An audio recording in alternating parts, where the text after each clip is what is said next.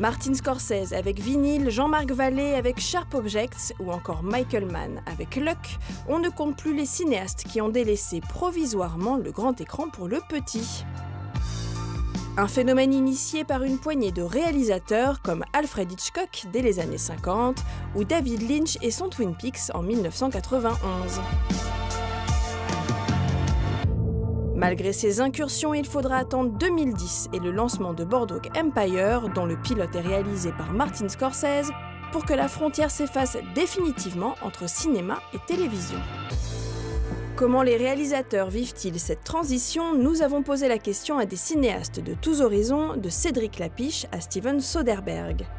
Et pour ce dernier qui occupait tous les postes à la production des 2 saisons de The Knick, la télévision n'a pas été une récréation, mais un apprentissage.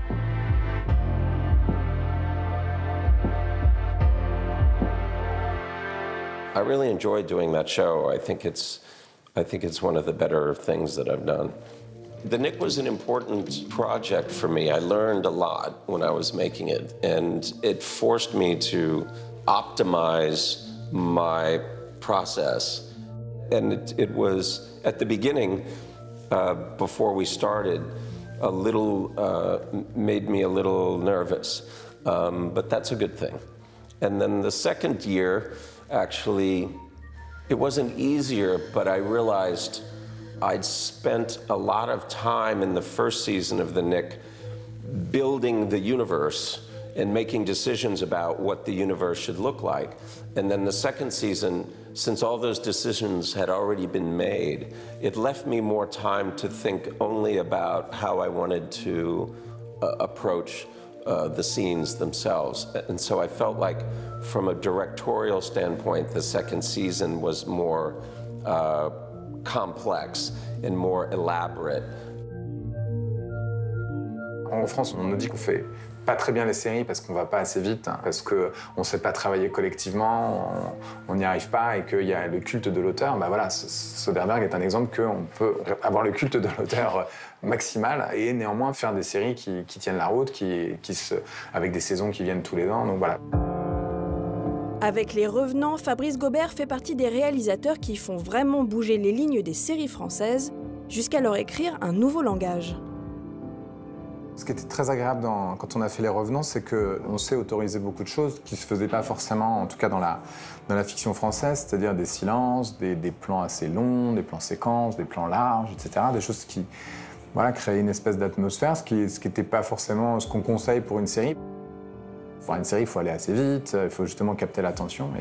Et donc c'est plutôt en faisant Les Revenants qu'on s'est autorisé des choses qu'on ne fait pas d'habitude. Pour donner un point de comparaison, un long métrage, disons, classique, c'est 2 mois de travail minimum pour 2 heures.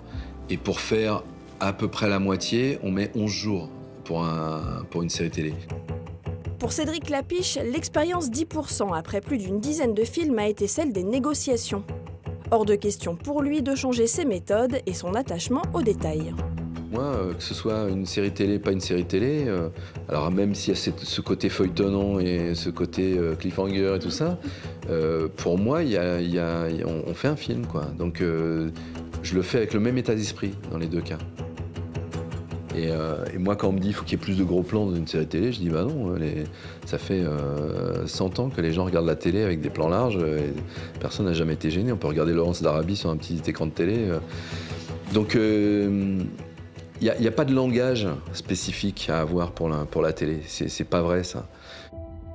Passé par la série Looking pour HBO entre 2 films, Andrew Hay considère que ce n'est pas l'image qui doit s'adapter au petit écran, mais d'autres aspects techniques. I think if you go into doing TV thinking it's going to be like a long film, I don't think it is. It is different. It's a different medium. People watch TV in a different way. There's different technical things that have to be considered when you're doing TV. The sound mix of a film, you can have a huge variety of levels of sound. On a TV, it has to be a small bandwidth of sound because people watch it on bad speakers. So it's such a simple thing, but you can have really subtle soundtrack on a film. You can't do it on a TV show to the same extent. I quite like both. I quite like the adrenaline that comes when you have to shoot quickly, but I also quite like having a bit more time. Et comme tous ses réalisateurs, Paul Feig ne compte pas faire un choix entre cinéma et série. Alors que l'excellent et mystérieux L'ombre d'Emily est en salle, que lui apporte son expérience sur le petit écran? Réponse.